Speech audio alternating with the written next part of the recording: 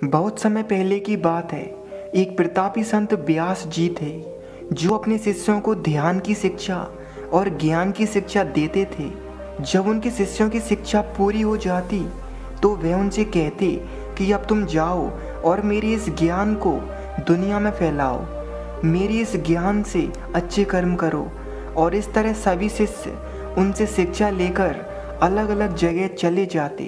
ऐसे ही एक बार की बात है, संत व्यास जी के मन में ये ख्याल आया, मैंने जिन शिष्यों को शिक्षा दी थी उन्हें मेरे यहाँ से जाए हुए काफ़ी समय बीत गया।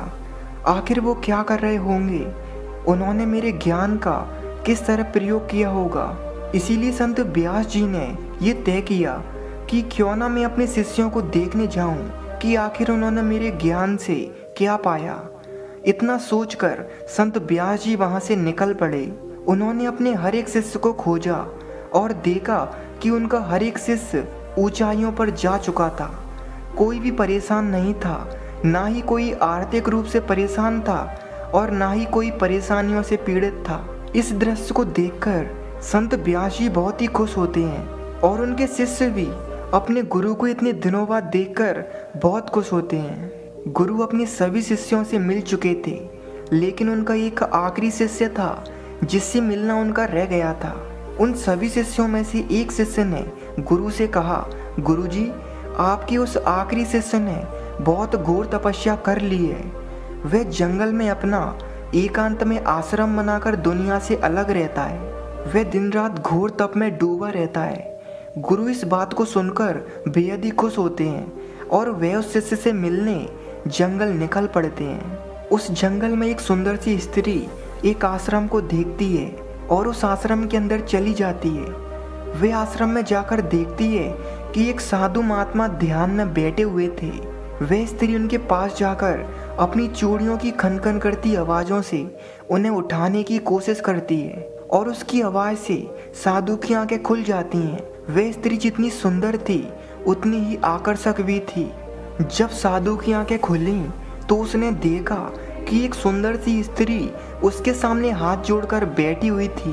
वह स्त्री उस साधु बाबा से कहती है, हे बाबा, मैं बहुत परेशान हूँ। मैं अपनी सहेलियों के साथ मेला देखने आई थी, लेकिन आंधी और तूफान के कारण मैं उनसे बिछड़ गई और इस तरह हम सभी अलग अलग हो गए और मैं भटकती हुई आपके आश्रम में चली आई। अभी भी मौसम बहुत खराब है और रात भी होने वाली है, इसीलिए आज रात आप मुझे अपनी कुटिया में रुकने की इजाज़त दे दें। आपकी बहुत कृपा होगी। यह सुनकर बाबा कहते हैं, हे पागल, ना तो ये कोई पाठशाला है और ना ही कोई धर्मशाला।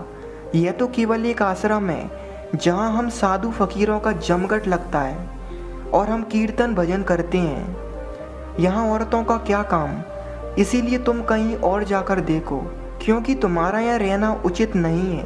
वह स्त्री कहती है, हे बाबा, देखो रात भी हो चुकी है। भला मैं अकेली स्त्री इस अंधेरी जंगल में कहाँ जाऊंगी। आप मुझे केवल एक रात रुकने की इजाज़त दे दें। मेरे रहने से यहाँ आपको कोई भी परेशानी नहीं आएगी और मैं सुबह होते ही यहाँ से चली जाऊंगी। साधु बाबा ने कहा, तो ठीक है, तुम अंदर से जाकर मेरी माला ले आओ और मैं आज बाहर ही रह लेता हूँ और तुम कुटिया के अंदर चली जाओ। लेकिन ध्यान रहे, कुटिया में जाकर अंदर से कुंडी लगा लेना।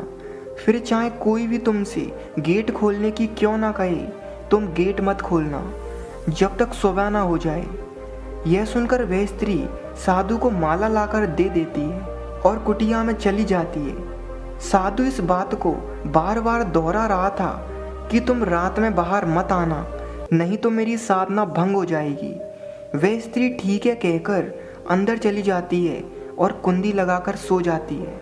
वह साधु देर रात तक ध्यान करता रहा, लेकिन जैसे ही उसके मन में उस स्त्री का ख्याल आया, उसके मन में उसके प्रति छल आने लगा। उसके कदम उस कुटिया की तरफ जाने लगे। वह देर रात में उसकी कुटिया का दरवाज़ा खटखटाने लगा, लेकिन वह स्त्री दरवाज़ा नहीं खोलती। इसीलिए उस साधु बाबा को गुस्सा आने लगता है, क्योंकि वह दरवाज़ा नहीं खोल रही थी और वह एक हथौड़ा ले आता है। थोड़ी देर में ही वह दरवाजे को तोड़ देता है और उस कुटिया में प्रवेश कर जाता है। उस पूरी कुटिया में अंधेरा ही अंधेरा था। इसीलिए वह साधु एक दिया जला लेता है और उस स्त्री को देखने के लिए चारों तरफ अपनी आंखें घुमाने लगता है। पूरी कुटिया में उसे कोई स्त्री नहीं दिखाई दी, लेकिन एक बड़ी सी दाढ़ी वाला जिसकी बड़ी बड़ी जटाएं थी, एक महान प्रतापी संत बैठा था।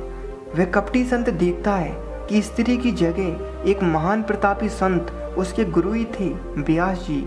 वह उन्हें देखकर हैरान हो जाता है। वे स्त्री का रूप रखकर उस आखिरी शिष्य की शिक्षा लेने आए थे।